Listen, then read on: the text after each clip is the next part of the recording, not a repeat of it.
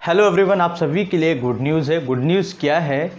Corona इतना ज़्यादा dangerous नहीं है, इसका भय, इसका फियर बहुत ज़्यादा डेंजरस है।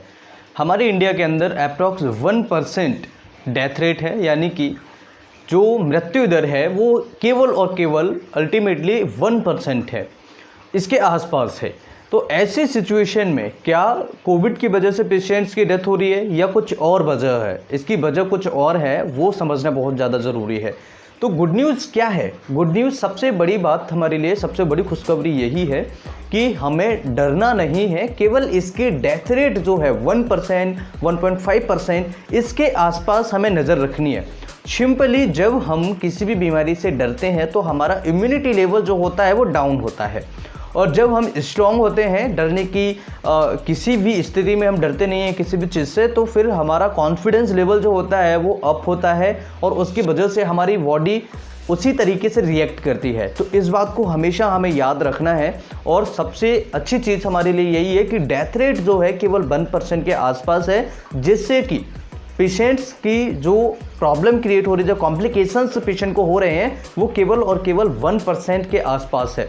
तो यहाँ पर डेथ होने का कॉज क्या है, यानी कि पेशेंट्स की डेथ होने का कारण क्या है, क्यों उस पेशेंट को कॉम्प्लिकेशंस बने और पेशेंट्स क्यों उसकी डेथ हुई, इसे समझने के लिए मैं आपको एक फिगर समझाना चाहता हूँ। जैसे कि हमारे पास 100 पेशेंट्स हैं, 100 पेशेंट्स में से मान के चलिए 60% यानी 60 मरीज ऐसे हैं जिन पेशेंट्स को कोविड होके जा चुका है और उनको पता तक नहीं है, गवर्नमेंट को भी नहीं पता है, किसी भी सिस्टम को नहीं पता है। क्यों? क्योंकि उन्होंने टेस्ट ही नहीं कराया और उनको हल्का फुल्का बुखार आया और पेशेंट ठीक हो गया, क्योंकि इनकी स्ट्रॉन्ग इम्यूनिटी थी और पेशेंट ठीक होके चला भी गया, पेशेंट ठीक हो गया, प्रॉपर तरीके से स्वस्थ हो गया।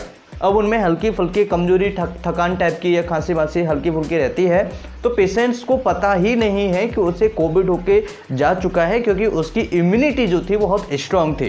ठीक है, अब 60% तो ऐसे मरीज थे। अब इसमें 20% यानी 20 मरीज ऐसे थे जिन पेशेंट्स को हल्का फुल्का बुखार आया, खांसी जुकाम हुआ, सिर में दर्द हुआ, या उनको कोई और प्रॉब्लम, जीआईटी से रिलेटेड प्रॉब्लम हुई हो।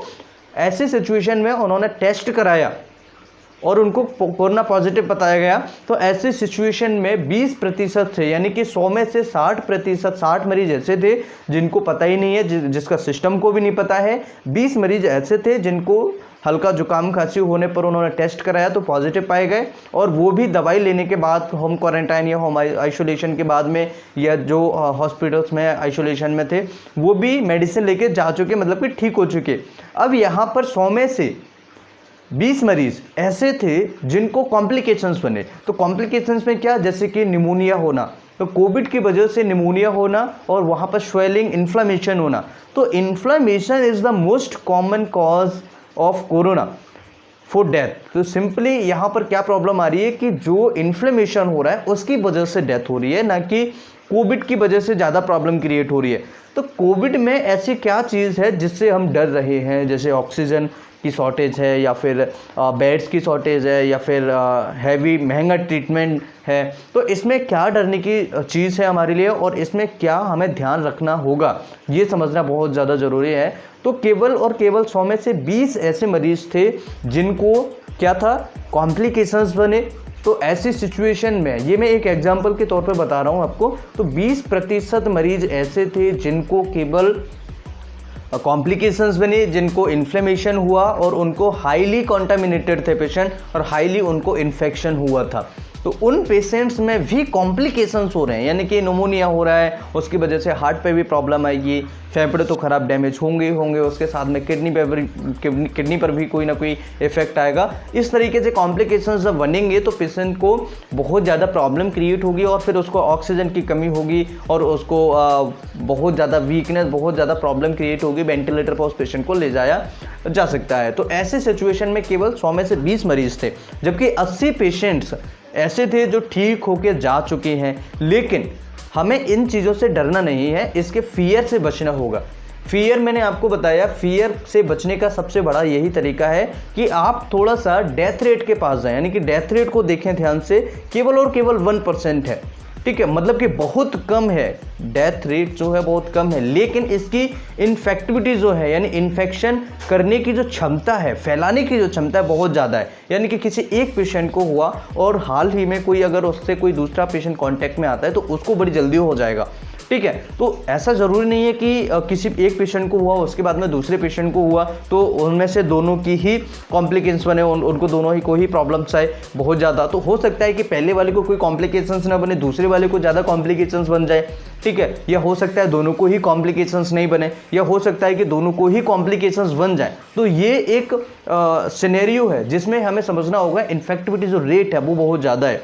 यानी कि आज 10,000 थे, कल 20,000 को हुआ, परसों 40,000 को हुआ, ठीक है, तीसरे दिन 80,000 को हुआ। तो इन्फेक्टिविटी जो रेट है इसे समझना ज़रूरी है, इसे कंट्रोल करना बहुत ज़्यादा ज़रूरी है। अब ये कंट्रोल कैसे हो सकती है पता है, इसको कंट्रोल करने का सबसे अच्छा जो तरीका है, या तो जिस पेशेंट को इन्फेक्शन हुआ है वो पेशेंट्स अपने आप आइसोलेट हो जाए, यानी कि 10-12 दिन के लिए वो पेशेंट खुद ही या फैमिली के संपर्क में नहीं आए या बाहर नहीं घूमे।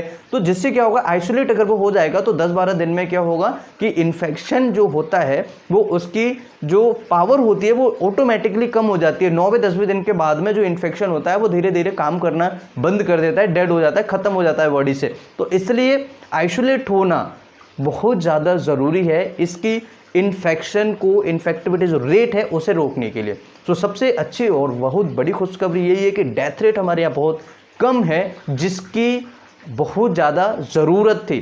केवल और केवल हमें क्या करना है कि अगर इन्फेक्टेड पर्सन है तो उसे आइसोलेट हो जाना है, या फिर गवर्नमेंट कुछ तरीके अपनाए, या इसके अलावा जो पेशेंट्स को प्रॉब्लम हो रही है वो अपने आप आइसोलेट हो जाए, जिससे कि दूसरे को इन्फेक्शन नहीं फैले। जब दूसरे को नहीं फैलेगा, इन्फेक्शन वहीं ख़त्म हो जाएगा, तो इसकी चेन टूटेगी और इन्फेक्शन जो फैलने की स्पीड है वो कम हो जाएगी, जिससे कि हम आसानी से इससे बाहर निकल सकते हैं। बाकी सारे रूल्स एंड रेगुलेशंस को फॉलो करना है, जैसे मास्क लगाना, हाथ बार बार धोते रहना, सैनिटाइज करना, बाकी सारे रूल्स को हमें फॉलो जरूर करना है। वीडियो अच्छा लगे तो लाइक एंड शेयर करें। इस तरह की और वीडियो देखने के लिए चैनल को सब्सक्राइब करें। फिर मिलते हैं इसी तरीके से नई वीडियो में, तब तक के लिए नमस्कार, जय हिंद, जय भारत।